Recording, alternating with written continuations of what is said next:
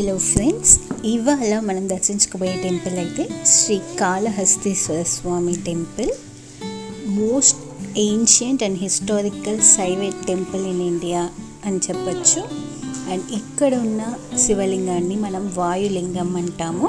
కాళహస్తీశ్వరుడుగా తనని మనం దర్శనం చేసుకుంటాము. అండ్ ఇక్కడ ఈ టెంపుల్లో ఉన్న పార్వతీదేవిని మనం జ్ఞాన ప్రసురాంబికగా కొలుస్తున్నాము.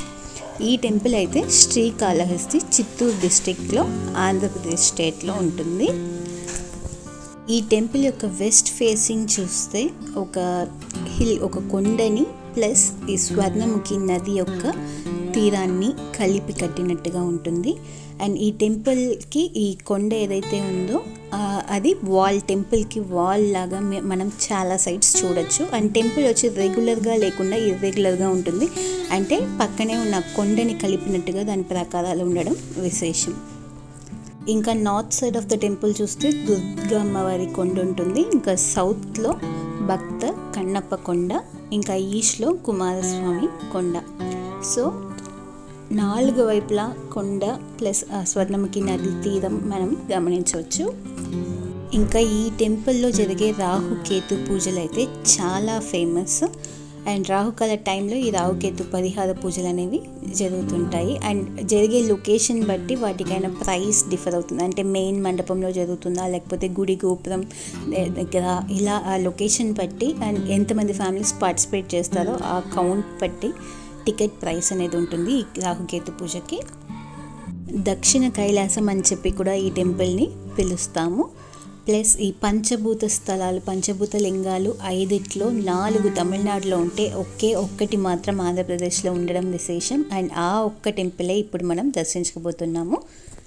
అండ్ శివుడి యొక్క తల మీద నుంచి గంగాదేవి ఎలా అయితే ఫ్లో అవుతుందో, అండ్ కైలాసంలో కొండలు ఉండడం, ఈ రెండింటిని కలిపి ఇక్కడ కూడా అదేలాగా ఒక కొండ ప్లస్ ఆ స్వర్ణముఖి నది తీరం ఉండడాన్ని గమనించి ఈ ప్లేస్ని దక్షిణ కైలాసం అంటున్నారు.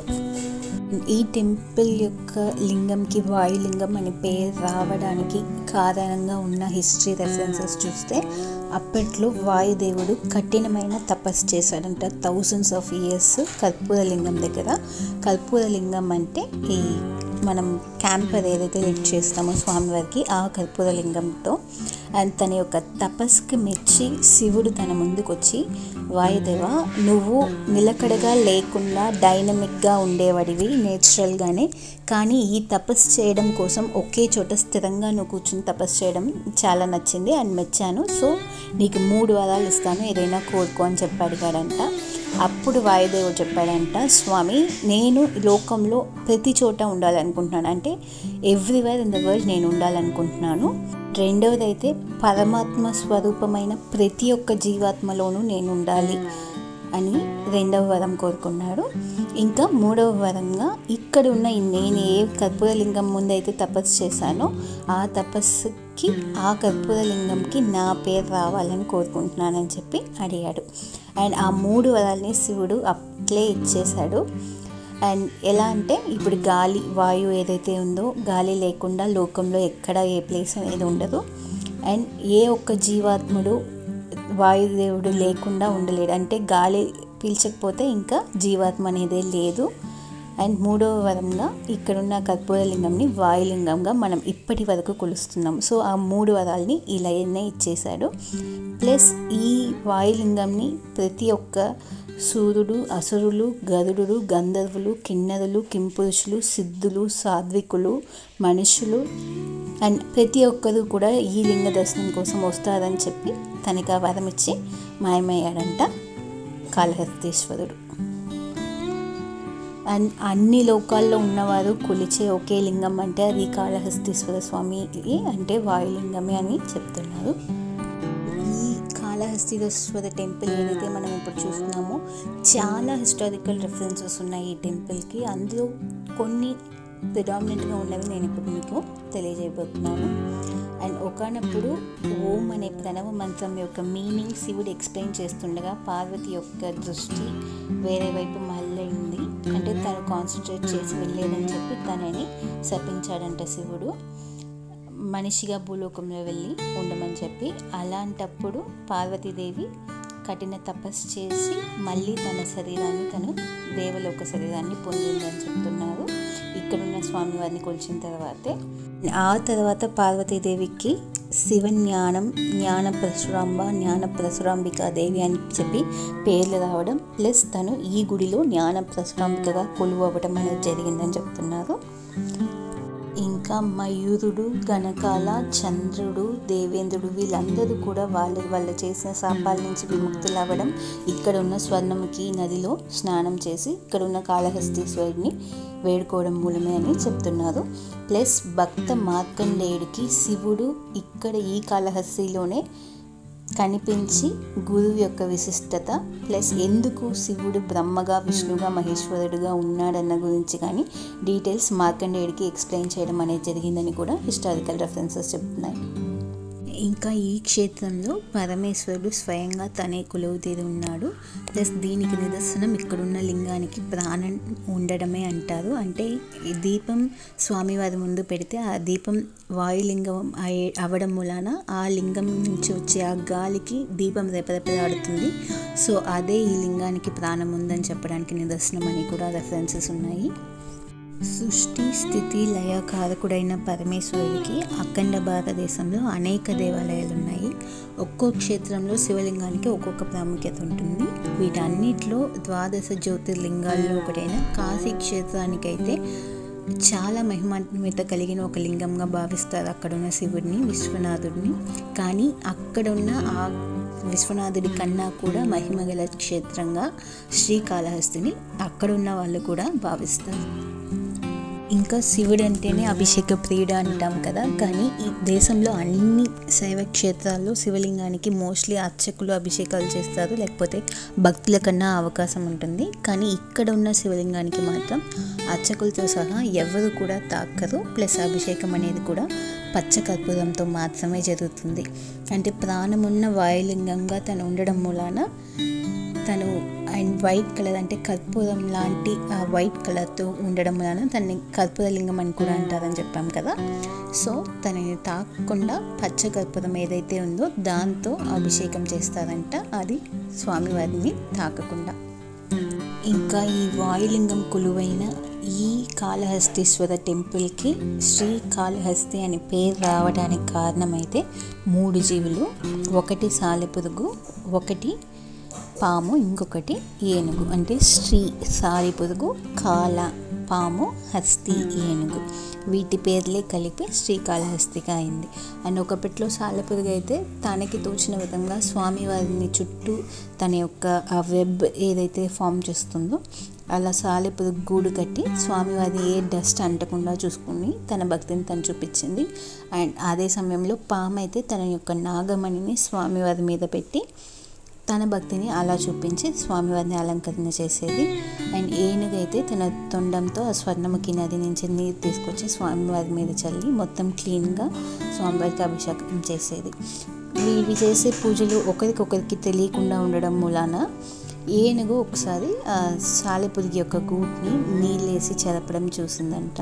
అండ్ పాము యొక్క నాగమణి వీటన్నిటిని నీళ్ళేసి అలా అభిషేకం చేస్తుండగా కడిగేయడం చూసి ఆ సాలెపురుగుకి పాముకి కోపం వచ్చి పాము ఏనుగు యొక్క తొండంలోకి చేరి తనని ఇబ్బంది పెట్టడం, తన యొక్క పాయిజన్ని లోపల సెండ్ చేయడం స్టార్ట్ చేసింది. అండ్ ఆ బాధ భరించలేక ఏనుగు శివలింగానికి తలేసి కొట్టుకుని లోపల ఉన్న పాము అలానే చనిపోయింది అండ్ ఏనుగు చనిపోయింది. ప్లస్ సాలెపురుగు వీటి రెండింటికి మధ్య ఏర్పడిన ఆ మదనలో ఆ పోరాటంలో తను కూడా శివలింగానికి తగిలి చనిపోయిందంట. అండ్ ఈ మూడిటికి స్వామివారు మోక్షం ఇచ్చారు ఆ టెంపుల్లోనే అని చెప్తారు. సో ఈ ప్లేస్కి శ్రీకాళహస్తి నేమ్ రావడానికి కారణం ఇదే. అండ్ ఇంకో రెఫరెన్స్ చూస్తే కన్నప్ప అనే వేటగాడు నిత్యం స్వామిని ఇక్కడ కొలుస్తుండేవాడు. అతని భక్తిని పరీక్షించడం కోసం స్వామి ఒకరోజు తన కంటి నుంచి నెక్టరు కార్చాడంట. వెంటనే కన్నప్ప తన కన్ను పీకి స్వామి కంటికి అమర్చాడు. అండ్ ఒక కన్ను పెట్టిన తర్వాత రెండవ కంట్లో నుంచి నెక్టర్ రావడం మొదలైంది. అండ్ అప్పుడు ఇంకా స్వామివారికి ఇంకో రెండో కన్ను పీకేస్తే స్వామివారికి పెట్టడం కష్టమవుతుంది కదా, ఎగ్జాక్ట్గా ఎక్కడ పెట్టాలో తెలియదని చెప్పి తన కాల్ని స్వామివారికి ఏ చోటైతే రెండవ కన్ను అమర్చాలో అక్కడ తన కాలి పెట్టి అండ్ రెండవ కన్నుని కూడా పీకి స్వామివారికి అమర్చాడంట. సో ఆ భక్తిని మెచ్చి అండ్ కన్నప్ప ముందు స్వామివారు ప్రత్యేకమయ్యారంట అండ్ తనని కరుణించి తనకి ముక్తి ప్రసాదించాడంట. సో ఇందు మూలాన ఇక్కడ కాళహస్తీశ్వర టెంపుల్కి సమీపంలోనే మనకి భక్త కన్నప్ప కొండ ఒకటి ఉంటుంది. అక్కడ కన్నప్ప స్వామి ఆలయం కూడా మనం దర్శించుకోవచ్చు. సాధారణంగా భక్తుడు ఎప్పుడూ భగవంతుడి యొక్క పాదాల చెంతనే ఉంటాడు, కానీ ఈ శ్రీకాళహస్తిలో ఇది భిన్నంగా కనిపిస్తుంది మనకి. పరమేశ్వరుడి యొక్క పరమ భక్తుడైన కన్నప్పకి కొండపైన దేవాలయం ఉంటే అండ్ కాళహస్తీశ్వరుడు పాదాల కింద ఆలయంలో కొలువై ఉండడం అనేది చాలా విశేషం. అందుకే పరమేశ్వరుడిని ఎప్పుడు భక్త వల్లభుడు అని కూడా పిలుస్తారు. అండ్ ఈ టెంపుల్లో మహాశివరాత్రి రోజు బ్రహ్మోత్సవాలు చాలా విశిష్టతగా జరుగుతాయి. అలా జరిగేటప్పుడు తొలి పూజ కొండపైన ఉన్న కన్నప్ప ఆలయంలో చేయడం అనేది విశేషం. అండ్ ఆ తర్వాత ఇక్కడ వచ్చి స్వామివారికి పూజలు జరిపిస్తారు. ఇంకా పరమేశ్వరుడి యొక్క మహాభక్తులైన రోమస మహర్షి దూజటిల దేహాలని కూడా ఇక్కడ కాళహస్తీశ్వర ఆలయంలోనే సమాధి చేశారని చెప్తున్నారు కొన్ని రెఫరెన్సెస్. అండ్ ఆలయం యొక్క రాజద్వారం దాటి గడప కింద వారి దేహాలు ఇప్పటికీ ఉన్నాయని చెప్తున్నారు. అండ్ ఇక్కడ ఈ కాళహస్తీశ్వర స్వామి టెంపుల్లో ఉన్న సుబ్రహ్మణ్య స్వామికి ఒక ప్రత్యేకత ఉంది. అంటే తనని వల్లి దేవసేన సమేత చెంగల్వరాయుడుగా పిలుస్తారు. అండ్ ఇక్కడ తప్ప దేశంలో ఇంకెక్కడ ఏ టెంపుల్లోనూ ఈ పేరుతో సుబ్రహ్మణ్య స్వామికి ఆలయం లేదు, ప్రాంగణం లేదని చెప్తున్నారు. అండ్ గుడిలో ఉన్న ఇంకో ప్రధాన ఆకర్షణ అయితే సహస్రనామ మండపం. అండ్ శ్రీకాళహస్తి ఆలయంలో ఎక్కడ మనకి ఆకాశం కనిపించదు ఆలయం లోపల నుంచి చూస్తే, కానీ ఈ మండపంలో ప్రత్యేకంగా కేటాయించిన ఆ గుర్తుల వద్ద మనం నిలబడి చూస్తే స్వామివారి యొక్క శిఖరం, అమ్మవారి యొక్క శిఖరం, భక్త కన్నప్ప ఆలయ శిఖరాలు స్పష్టంగా కనిపిస్తాయి. అండ్ ఇలా చాలా కొన్ని టెంపుల్స్లో మాత్రమే ఇలాంటి ఒక ఆర్కిటెక్చర్ ఉంటుంది. అండ్ ఈ మండపంలో ధర్మరాజు, యమధర్మరాజు, చిత్రగుప్తులు వాళ్ళు ప్రతిష్ఠ చేసిన శివలింగాలు కూడా మనకి కనిపిస్తాయి. అండ్ ఈ గుడిని దర్శనం చేసుకునేటప్పుడే మనకి పాతాళ గణపతి యొక్క దర్శనం కూడా లభిస్తుంది. అండ్ ఈ టెంపుల్లో ఉన్న శ్రీచక్రాన్ని ఆదిశంకర్ల వారు స్థాపించారని చెప్తున్నారు. ప్లస్ ఈ ప్లేస్కి ఉన్న వేరే వేరే నేమ్స్ ఏవైనా చూస్తే దక్షిణ కైలాసం, సత్య మహాభాస్కర క్షేత్రం, సద్యోముక్తి క్షేత్రం, శివానందైక నిలయం అని కూడా వేరే వేరే పేర్లతో ఇక్కడ ఈ ప్లేస్ని గుర్తిస్తారు. క్రీస్తు పూర్వం 3వ శతాబ్దంలో తమిళ సంగం వంశానికి చెందిన నక్కిరన్ అనే తమిళ కవి రచనల్లో శ్రీకాళహస్తి క్షేత్రం గురించి దక్షిణ కాశీగా చారిత్రక ప్రస్తావన ఉంది. ఇంకా తమిళ కవులైన సంబందర్, అప్పర్, మాణిక్యవాసగర్, సుందరమూర్తి, పట్టినత్తార్, వడలూర్కు చెందిన శ్రీ రామలింగ స్వామి వీళ్ళందరూ కూడా ఈ క్షేత్రం యొక్క విశిష్టత గురించి సందర్శించారు. ఆలయానికి ఆనుకుని ఉన్న కొండరాళ్లపై పల్లవుల శైలిలో చెక్కబడిన శిల్పాలు ప్లస్ చోళుల 11వ శతాబ్దంలో ఉన్న పల్లవులు నిర్మించిన పాత దేవాలయాలు వీటన్నిటిని కూడా మెరుగుపరిచి ఇప్పుడు పెట్టారు. ఇంకా 1వ కులోతుంగ చోళుడు ప్రవేశ ద్వారం వద్ద గల దక్షిణ గాలి గోపురాన్ని నిర్మించినట్లుగాను 3వ కులోతుంగ చోళుడు ఇంకా ఇతర ప్రదేశాలైన ఆలయంలో ఉన్న ప్రాంగణాలని నిర్వహించాడు అని చెప్తున్నారు. ఇంకా క్రీస్తు శకం 12వ శతాబ్దానికి చెందిన వీర నరసింహ యాదవరాయ అనే రాజు ప్రస్తుతం ఉన్న ప్రకారాలని 4 ద్వారాలని కలిపే గోపురాలని నిర్మించాడని చెప్తున్నారు.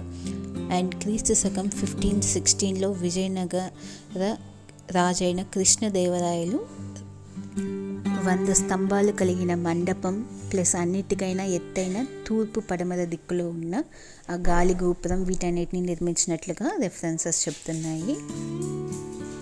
అండ్ ఆ గోపురం 2010లో కూలిపోవడం అనేది జరిగింది. ఆ తర్వాత దాన్ని మళ్ళీ రీఇనోవేట్ చేశారు. అండ్ ఈ ఆలయ నిర్మాణంలో ఒక ప్రత్యేకత ఉంది. ఇక్కడ వినాయకుడు, శ్రీకాళహస్తీశ్వరుడు, జ్ఞానపరశురామ అమ్మవారు, దక్షిణామూర్తి ఒక్కొక్కరు ఒక్కొక్క దిక్కుకు అభిముఖులై ఉంటారు. అంటే ఆలయ దర్శనం ద్వారా చతుర్విధ పురుషార్థ సిద్ధి లభిస్తుందనడానికి ఇదే సూచన అనేది భక్తుల విశ్వాసం. పాతాళ గణపతి ఉత్తరాభిముఖంగా అండ్ జ్ఞాన ప్రసురాంబ తూర్పు ముఖంగా, కాళహస్తీశ్వరుడు పశ్చిమ ముఖంగా, దక్షిణామూర్తి దక్షిణముఖంగా ఉంటారు. అండ్ కాళహస్తిలో శివలింగం పంచలింగాల్లో ఒకటి. అండ్ ఇంకా మిగతా ఉన్న 4 లింగాలు అయితే కంచి ఏకాంబరేశ్వరుడు అంటే పృథ్వీలింగం అక్కడ ఉంటుంది. అండ్ శ్రీరంగం వద్ద జంబుకేశ్వరుడుగా జంబులింగం, అండ్ అరుణాచలంలో తేజోలింగం, అండ్ చిదంబరంలో ఆకాశలింగంగా మిగతా 4 లింగాలన్నీ తమిళనాడులోనే ఉండడం అనేది విశేషం. అండ్ ఒకే ఒక్క లింగం ఇక్కడ ఉండడం అనేది కూడా చాలా ప్రత్యేకం. ఇంకా మనం ఆల్రెడీ చెప్పుకున్నట్లుగా స్వామివారి యొక్క వాయుతత్వ రూపానికి నిదర్శనంగా గర్భగుడిలోని కుడివైపు ఉన్న 2 దీపాలు ఎప్పుడూ చలిస్తూనే ఉంటాయని చెప్తారు. ఇంకా ఆలయానికి 4 దిక్కుల 4 గోపురాలు, 120 అడుగుల ఎత్తులో ఉన్న రాజగోపురం, అదే కృష్ణదేవరాయలు కట్టారని ఇప్పుడు డిస్కస్ చేసాం కదా, ఆ గోపురం. అండ్ మనం ఈ మెయిన్ టెంపుల్కి చేరుకునేకి ముందుగా ఫస్ట్ మనకు కనిపించేది అయితే భిక్షాల గోపురం. అంటే శివుడి సేవకు మెచ్చి శివుడు తనకి ముక్తి ప్రసాదించాడంట. సో ఆ భిక్షాలు ఒక దేవదాసి తాను కట్టించిన గోపురంగా ఆ భిక్షాల గోపురంని చెప్తారు. ఆ తర్వాత తూర్పున ఉన్న గోపురాన్ని బాల జ్ఞానాంబి గోపురం అని, ప్లస్ ఉత్తరంలో ఉన్న గోపురాన్ని శివయ్య గోపురం, పశ్చిమ దిక్కుగా ఉన్న గోపురాన్ని తిరుమంజన గోపురం అని కూడా చెప్తారు. ఇంకా తిరుమంజన గోపురం ఏదైతే ఉందో దానికి కుడివైపున సూర్య పుష్కరిణి అండ్ ఎడమ వైపున చంద్ర పుష్కరిణి ఉంటాయి. స్వామివారిని అభిషేకానికి వంటకి ఈ సూర్య పుష్కరిణి నుంచి నీరు తీసుకెళ్తారు. అండ్ ఈ గోపురం నుంచి మనం స్వర్ణముఖి నదికి కూడా వెళ్ళొచ్చు. అండ్ దక్షిణం నుంచి అయితే భక్త కన్నప్ప గుడి, బ్రహ్మ గుడికి కూడా వెళ్ళొచ్చు. ఇంకా ఈ టెంపుల్లో ఇతర శివలింగాలని కూడా మనం దర్శించవచ్చు. బృహ మహర్షి నిర్మించిన అర్ధనారీశ్వర లింగం, అహస్యుడు నిర్మించిన నీలకంఠేశ్వర లింగం, ఆత్రేయుడు నిర్మించిన మణికంఠేశ్వర లింగం, ఇంకా వ్యాసుడు, మార్కండేయుడు, రాముడు, పరశురాముడు, ఇంద్రాది దేవతలు, సప్త ఋషులు, యమధర్మరాజు, చిత్రగుప్తుడు, ధర్మరాజు వీళ్ళందరూ ప్రతిష్ఠించిన లింగాలు కూడా మనం ఈ టెంపుల్లో దర్శించుకోవచ్చు. ఇంకా ఇక్కడ ఈ గుడికి క్షేత్రపాలకుడైతే కాలభైరవుడు, ఇంకా వివిధ గణపతి మూర్తులు, ప్లస్ సుబ్రహ్మణ్య స్వామి, సూర్యుడు, శని గ్రహమూర్తులు వీళ్ళందరినీ కూడా మనం ఈ టెంపుల్లో చూడొచ్చు. ప్లస్ వెంకటేశ్వర స్వామి, వరదరాజస్వామి, వీరరాఘవ స్వామి వీళ్ళ మూర్తులు కూడా ఈ టెంపుల్లో మనం గమనించవచ్చు. అండ్ ఇంకా నిలువెత్తు కన్నప్ప విగ్రహం కూడా ఇక్కడ ఉంటుంది. అండ్ శంకరాచార్యులు నిర్మించిన స్ఫటికలింగం, ప్లస్ నాయన్ మాస్ ఎవరైతే 64 మెంబర్స్ ఉన్నారో వాళ్ళందరి విగ్రహాలు కూడా ఇక్కడ ఈ టెంపుల్లో మనం గమనించవచ్చు. అండ్ దక్షిణామూర్తికి ప్రత్యేక పూజలు అనేవి చేయడం అనేది ఈ టెంపుల్లో చాలా విశేషం. ఇంకే టెంపుల్స్లో కూడా దక్షిణామూర్తికి ఇంత ప్రముఖ స్థానం అనేది ఉండదు, ఇక్కడ ఈ టెంపుల్లో మాత్రమే ఉంటుంది. ఇంకా ఈ గుడి యొక్క ధర్మకర్తలు నిర్మించినవి వసతి గృహాలు కూడా చాలా ఉన్నాయి. కాళహస్తీశ్వర స్వామి వసతి గృహం, జ్ఞాన ప్రసురాంబ వసతి గృహం, అండ్ బాల జ్ఞానాంబ సత్రం, శంకర ముని వసతి గృహం, త్రినేత్ర నటరాజ వసతి గృహం, అండ్ తిరుమల తిరుపతి దేవస్థానం యొక్క వసతి గృహం ఇవన్నీ ఇక్కడ ఉన్నాయి. ప్లస్ టౌన్లోనే ఉన్న కొన్ని ప్రైవేట్ లాడ్జెస్ అండ్ హోటల్స్ కూడా రూమ్స్ సదుపాయం ఉంది. సో ఇక్కడ వచ్చి స్టే గురించి మనం అంత దిగులు చెందాల్సిన అవసరం లేదు. అండ్ టెంపుల్లోనే నిత్య అన్నదానం కూడా జరగడం వలన ఉచిత ఫుడ్ కూడా లభిస్తుంది ఆఫ్టర్నూన్స్లో వెళ్ళే వారికి. ఇంకా ఈ టెంపుల్లో అయితే విభూది అనేది కూడా ఏది ఇవ్వరు అంటున్నారు. ప్లస్ ఓన్లీ ఆ పచ్చకర్పూరం ఏదైతే ఉందో అందులో వాటర్ మిక్స్ చేసి ఆ తీర్థం మాత్రమే భక్తులకి ఇవ్వబడుతుంది. సపోజ్ విభూది ఇస్తే కూడా అది ఇప్పుడు మనం తీసుకెళ్ళి స్వామివారి పాదాల దగ్గర పెట్టి అది రిటర్న్ తీసుకోవచ్చు, అది తప్ప గుడిలో విభూది ప్రసాదం అనేది ఇవ్వదు. అండ్ ఈ అభిషేకం కానీ విభూది కానీ బయటే ఉన్న ఆ ఉత్సవమూర్తికి కానీ అండ్ ఈ రావుకేతు పరిహార పూజలకి అని ప్రతిష్ఠ చేసిన లింగాలు వీటికైతే ఈ విభూది పూజలు జరుగుతాయి, ప్లస్ అభిషేకాలు జరుగుతాయి. సో అక్కడ అభిషేకం మనం చూడొచ్చు, కానీ ఇక్కడ మూల విరాట్ అభిషేకం అయితే ఓన్లీ పచ్చకర్పూరంతో మాత్రమే జరుగుతుంది. సో గ్రహ దోషాలు ఉన్నా అండ్ ఏ ఒక్క మనశ్శాంతి ఏ ఒక్క ప్రాబ్లమ్స్ నుంచి మనం రిలీఫ్ అవ్వాలనుకున్నా అన్నిటికీ ఒకే సొల్యూషన్ అండ్ డెస్టినేషన్ అంటే అది శ్రీకాళహస్తీశ్వర టెంపుల్ అని చెప్పడంలో ఏ మాత్రం సందేహం లేదు. అండ్ ఈ తిరుపతి నుంచి ఇక్కడికి ఫ్రీక్వెంట్గా బస్సెస్ ఉన్నాయి. ప్లస్ రేణిగుంట, కాంచీపురం, తిరుత్తని ఈ ప్లేసెస్ నుంచి కూడా బస్సెస్ ఫ్రీక్వెంట్గా ఉన్నాయి రోడ్ మార్గంగా వస్తే. బట్ నియరెస్ట్ ఎయిర్పోర్ట్ అని చూస్తే చెన్నైలో మాత్రమే ఉంది. ఇక్కడ నుంచి ఏదర్ బస్ ఆర్ ట్రైన్ వెళ్ళాల్సి ఉంటుంది. అండ్ టెంపుల్ అయితే morning 5 to 12 PM and evening 5 to 9 PM ఓపెన్లో ఉంటుంది. సో దానికి తగినట్టుగా ట్రిప్ ప్లాన్ చేసుకోండి. ఇంకా శివరాత్రి బ్రహ్మోత్సవాలు అయితే 12 days జరుగుతాయి. ఆ టైంలో ఇక్కడికి వచ్చారంటే చాలా విశిష్టతగా చాలా సెలబ్రేషన్స్ చూడగలుగుతారు. అండ్ మహాశివరాత్రి రోజు నంది సేవ, లింగోద్భవం, రథోత్సవం, తెప్పోత్సవం, ఇంకా స్వామి అమ్మవార్ల కళ్యాణోత్సవం ఇవన్నీ కూడా జరుగుతాయి. కాబట్టి ఆ టైంలో క్రౌడ్ ఎక్కువ ఉంటుంది. సో దానికి తగినట్టుగా ప్లాన్ చేసుకోండి. అండ్ మెయిన్ లింగం ఏదైతే ఉందో దాని యొక్క షేప్ చూసారంటే ఒక ఏనుగు యొక్క తొండం అండ్ సైడ్లో ఉన్న ఆ టస్క్స్ ప్లస్ ఒక స్పైడర్ యొక్క ఇన్స్క్రిప్షన్ అందులో బాటంలో ఉంటుంది. అండ్ దీన్నైతే ఎవరు టచ్ చేయరు. స్వామివారికి ఒక ఆభరణం వేస్తారు, అంటే 9 గ్రహాలని ఇండికేట్ చేసేలాగా ఒక వస్త్రం మాత్రం స్వామివారికి ధరించబడుతుంది, అంటే మెయిన్ వాయులింగంకి వేసుంటారు. అండ్ ఈ అభిషేకాలు కానీ చందనం, పూలు ఇవన్నీ పెట్టడం అన్నీ ఉత్సవమూర్తికే జరుగుతుంది తప్ప మెయిన్ విగ్రహం అంటే మెయిన్ లింగమైన వాయులింగంకి ఇది జరగదు. సో ఇది ఫ్రెండ్స్ ఇవాల్టి దర్శనం. ఇంత మహిమలు కలిగిన ఈ టెంపుల్ని మీకు ఇంట్రడ్యూస్ చేయడం అండ్ వీటి యొక్క విశిష్టత గురించి డిస్కస్ చేయడం మాకైతే చాలా హ్యాపీగా ఉంది. అండ్ మీకు కూడా ఈ వీడియో నచ్చుతుంది అనుకుంటున్నాము. మీకు ఈ వీడియో నచ్చినట్లయితే ఉంటే తప్పకుండా లైక్ చేయండి. మా ఛానల్ని ఇంతవరకు సబ్స్క్రైబ్ చేసుకోకపోతే తప్పకుండా సబ్స్క్రైబ్ చేసుకోండి. అండ్ వేరే ఒక వీడియోతో మళ్ళీ మీ ముందుకు వస్తాము. అంతవరకు సెలవు. మరి మీ ఫీడ్బ్యాక్స్ ఏమైనా ఉంటే తప్పకుండా కమెంట్ సెక్షన్లో డ్రాప్ చేయండి.